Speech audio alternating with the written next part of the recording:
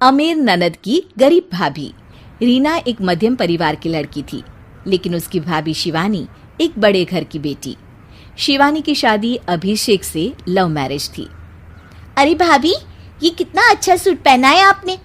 काश ऐसा मैं भी पहन पाती। अरे क्यों नहीं रीना, वैसे भी तुम्हारा और मेरा नाप तो एक ही है, जब मन करे पहन लेना। भाभी, आपको आपके पापा ने कितने अच्छे कपड़े गहने दिए हैं। मैं उनकी इकलौती बेटी जो हूँ। बेटी तो मैं भी इकलौती हूँ, लेकिन क्या करे, पापा है नहीं, पता नहीं कैसे होगी मेरी शादी। तभी वहाँ शिवानी की सास आ जाती है। अरे क्यों नहीं करेगा भाई तेरी शादी धूमधाम से, आखिर जिम्मेदारी है तो उसकी। और वो दिन भी आ जाता है जब रीना की शादी तय हो जाती है। अभिषेक, क्या हुआ? आप इतने परेशान तो कभी नहीं दिखे, कोई बात है तो बताइए मुझे।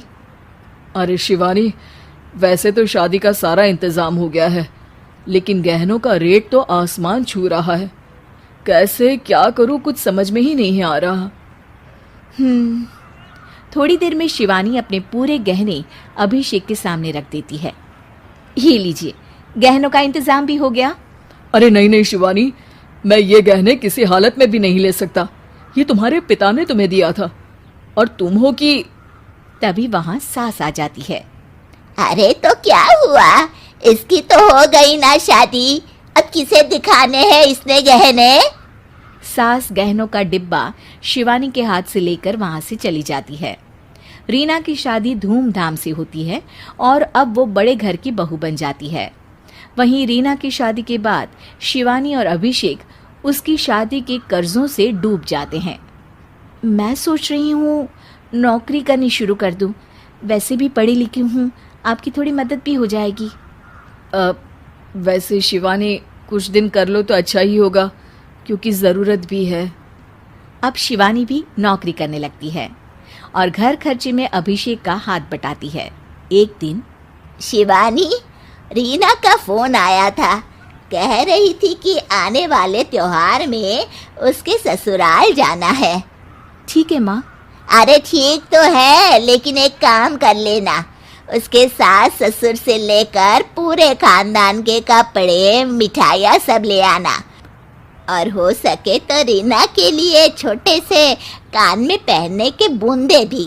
और क्या है ना, शादी में उसे सारी बड़ी बड़ी कान की ज्वेलरी दी थी, घर में पहनने के लिए तो उसके पास कुछ भी नहीं है। शिवानी सोच में पड़ जाती है कि वो क्या करे, क्योंकि कर्जों और घर के खर्चों के बाद तो पैसे बचते ही नहीं थे। शिवानी फिर अपने पिता को फोन करती है और उनसे पैसे मांगती है। देखो शिवानी, मैंने तुम्हें शादी के वक्त ही मना किया था कि ऐसे घर में शादी करनी ही नहीं चाहिए। अरे अभिषेक को शर्म आनी चाहिए जो ससुराल से पैसे मंगवा रहा है। शिवानी को पिता की बात पर गुस्सा आ जाता है। आप मेरे पिताजी हैं और मैं परेशान थी, इसलिए आपसे मदद की उम्मीद की पापा। अभिषेक को तो पता भी नहीं है कि मैंने आपसे पैसे मांगे हैं। शिवानी सोचती है कि वो अभिषेक से बात करे, लेकिन फिर उसे लगता है कि वो टेंशन ले लेगा। तभी शिवानी की नज़र हाथ के कंगन पर पड़ती है, सीधे बाजार जाती है और उसे बेचकर ननद के घर ले जाने का सारा सामान लेकर आती है और सास के सामने रख देती है। हाँ ठीक है, लेकिन फल थोड़े और अच्छी क्वालिटी के होने चाहिए थे। शिवानी कुछ नहीं कहती, वहां से चली जाती है। एक दिन शिवानी, रीना का फोन आया था, बहुत रो रही थी। क्यों माँ, क्या हुआ? सब ठीक तो है ना उसके ससुराल में? अरे तूने तो उसकी नाक ही कटवा दी। अब मैंने क्या कर दिया माँ? कह रही थी कि बड़े घर की बहू है भाभी, जो कपड़े दिए वो ब्रांडेड भी नहीं थे। तू तो जानती है ना उन लोगों का पहनावा कितना अच्छा है। तू तो मेरी बेटी का भला कभी सोचती नहीं।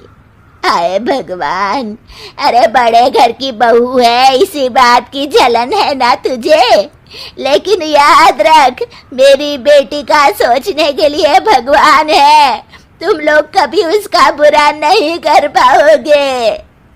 अब शिवानी के मन में सवाल था कि क्या ईश्वर सिर्फ रीना के साथ है, उसके साथ नहीं।